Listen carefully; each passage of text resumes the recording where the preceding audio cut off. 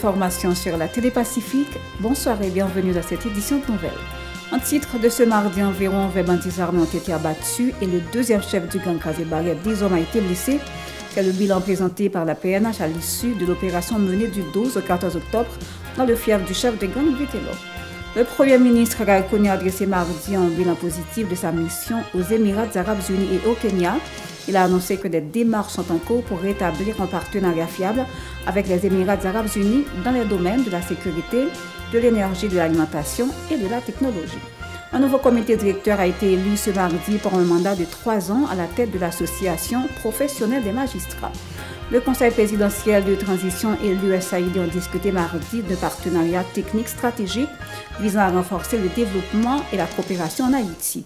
Et puis, une délégation américaine conduite par Jonathan Finner, conseiller principal adjoint à la sécurité nationale des États-Unis, doit s'entretenir avec le Conseil présidentiel de transition mercredi afin de discuter de la crise sécuritaire qui sévit dans le pays. A tout de suite pour le développement du journal. De Rochef, bonsoir et bienvenue dans le développement du journal. On l'a dit en titre, le service de communication de la police nationale d'Haïti a annoncé mardi que près de 20 bandits ont été abattus lors d'une opération policière menée du 12 au 14 octobre dans la base du gang Kazé-Barrière située à Torcelles, dirigé par le caïd Vitello l'homme innocent. Le deuxième chef de gang dénommé Des Hommes a été blessé, des armes à feu, des munitions ainsi que d'autres matériels importants ont été saisis. Lors du deuxième congrès de l'Association professionnelle des magistrats tenu ce mardi 15 octobre 2024 à Pétionville, un nouveau comité directeur a été élu pour un mandat de 3 ans. Ce comité, présidé par Maître Martel Jean-Claude, comprend également Gaspard Jules en tant que vice-président, Johnson Simon au poste de secrétaire général et Gary Coupette en qualité de trésorier. Myrlande Fizemé et Marie-Claude Nertil ont été respectivement nommés secrétaires en charge de la formation et des projets, ainsi que de l'organisation. Ce processus électoral, salué pour sa transparence, a vu la participation de magistrats de différentes juridictions, y compris à distance. Plusieurs personnalités de renom étaient également présentes, notamment Sylvain Merlin, représentant du PNUD en Haïti, et Catherine Boucher de l'ambassade du Canada. Des ateliers thématiques ont abordé des questions cruciales telles que l'indépendance judiciaire, avec un accent particulier sur la gestion des carrières des juges. Dans son discours, le président élu, Maître Jean-Claude, a réaffirmé que l'indépendance des magistrats est essentielle pour garantir des procès justes et équitables. Il a également souligné l'urgence de réviser le système de gestion des carrières des juges afin de réduire l'influence persistante du pouvoir exécutif sur le système judiciaire en Haïti. Autre nouvelle, le président du Conseil présidentiel de transition, Leslie Voltaire, ainsi que les autres membres de l'organe ont rencontré le mardi 15 octobre 2024 Kalinda Magloire de l'Agence américaine pour le développement international. Un partenariat technique stratégique visant à renforcer le développement et la coopération en Haïti a été au centre des discussions. La Commission nationale des marchés publics avise que la date butoir du dépôt des candidatures pour le poste de gestionnaire des plateformes de formation en passation des marchés publics a été prorogée jusqu'au 25 octobre prochain. Autre nouvelle, le groupe SecoClean a organisé une conférence débat ce mardi pour célébrer sa 3e année d'existence sur les marchés publics autour du thème « Comment entreprendre quand on est étudiant en Haïti, défis, opportunités et impact ». À cette occasion, le directeur exécutif de SecoClean, Schneider Nessifor, a adressé un message fort aux jeunes, les encourageant à entreprendre des initiatives entrepreneuriales durant leurs études. Suivons-le au micro de Yasmine Sanon et Max René Orissin. Une vision en tant qu'étudiant pour entreprendre, c'est garder qui ça ou est, ou qu'à porter comme valeur en termes de produits et services qui marchent avec passion pour eux. Ou pas venir mettre focus sur toute difficulté qui gagne. Ou pas qu'à étudiant ou entrepreneur pendant demander. Il faut qu'on offrir une solution, proposer un bagage. On peut leur demander le monde pour offrir un bagage, la plus envie que leur demander pour demander un bagage.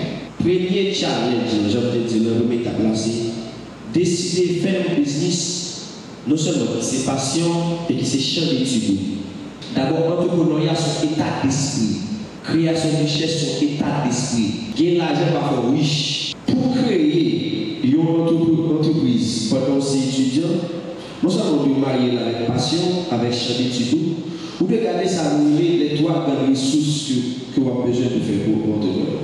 Qui c'est monde, qui mélange la connaissance, mon connaissance.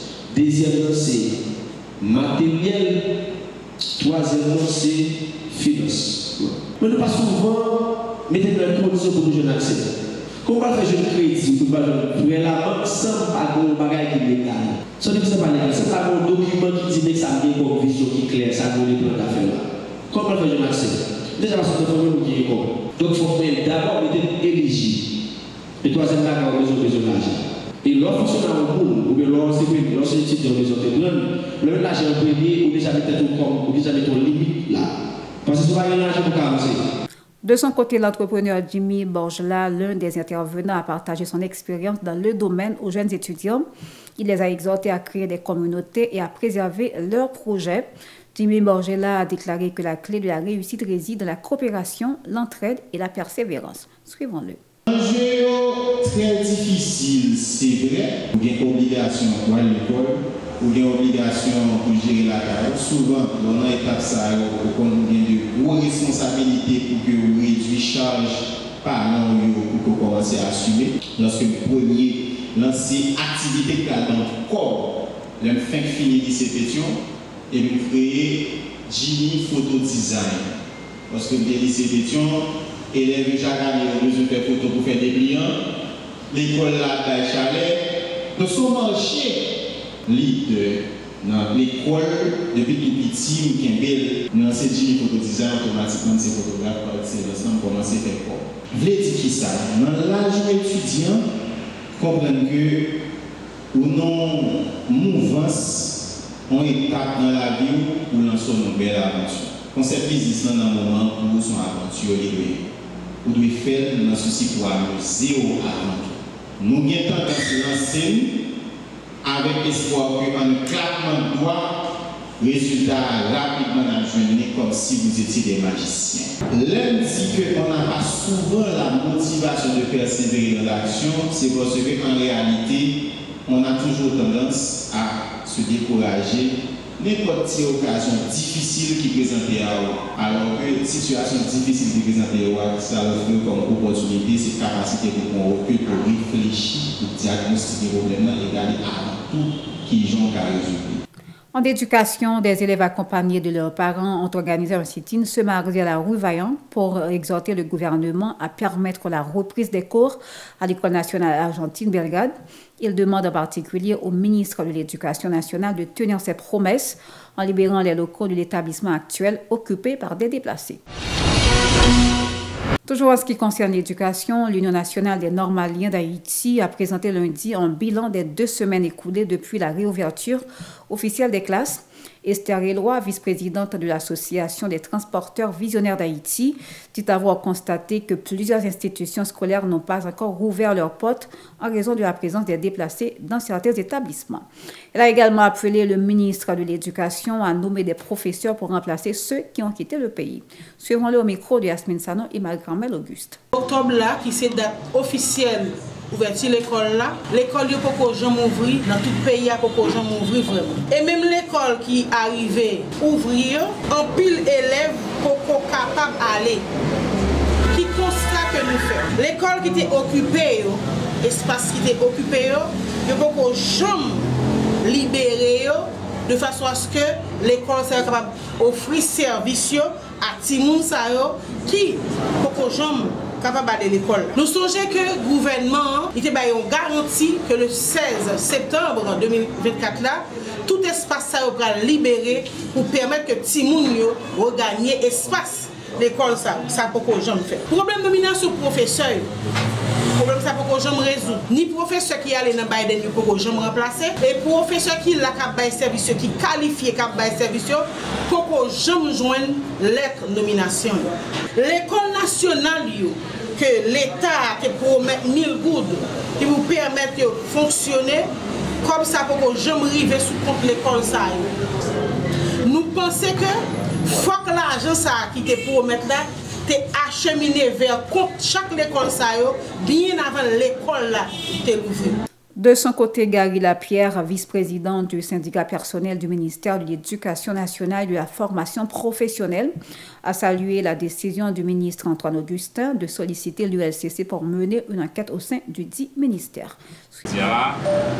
Et le ministre de l'Éducation nationale, qui c'est Augustin Antoine, une décision que nous-mêmes, nous avons pris le temps de dénoncer des actions de corruption qu'a fait dans le ministère national. On a demandé pour suivre des comptes de l'ILCC, mener des enquêtes sur l'ensemble des dossiers et des corruptions dans le ministère. Bon, c'est un étonnement, nous voyons que le ministre, un ministre qui récite et ensemble des revendications, ça c'est une revendication tout, qui est arrivé, écrit à président pour suivre des comptes mandés ou un audit financier et administratif qui fait dans le ministère national là. Nous applaudissons la décision ça à des bras.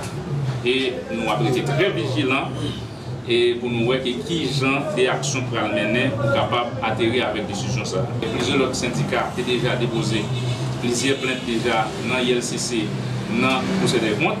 Et nous pensons que ça c'est un coup de push et le ministre Navin Banon pour permettre que le dossier ça avance. Et nous étions très vigilants. Et nous avons lancé message à tout à ministre Antoine Augustin pour nous dire que les décisions sont très bonnes décisions et nous-mêmes nous prenons acte des décisions.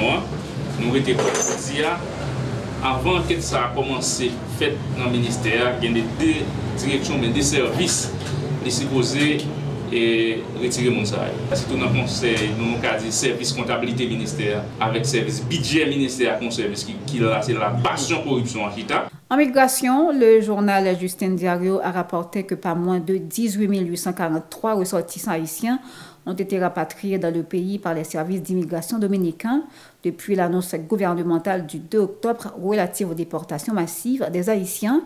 Par ailleurs, la police royale des îles Turques et Caïques a annoncé mardi l'arrestation de 32 migrants haïtiens sans papier, dont 2 femmes. La chancelière Dominique Dupuis, lors de la 220e session du Conseil exécutif de l'UNESCO lundi, a décrit la situation alarmante que traverse Haïti. Elle a rappelé qu'environ la moitié de la population est confrontée à l'insécurité alimentaire et à la menace des violences perpétrées par les gangs armés. La ministre des Affaires étrangères a également dénoncé la répression exercée par les autorités dominicaines contre les ressortissants haïtiens lors des déportations massives entamées depuis le début d'octobre. C'est ici que prend fin cette édition de nouvelles. Merci à vous de l'avoir suivi. Restez branchés à la Télé Pacifique pour la suite de la programmation. Au revoir et à bientôt.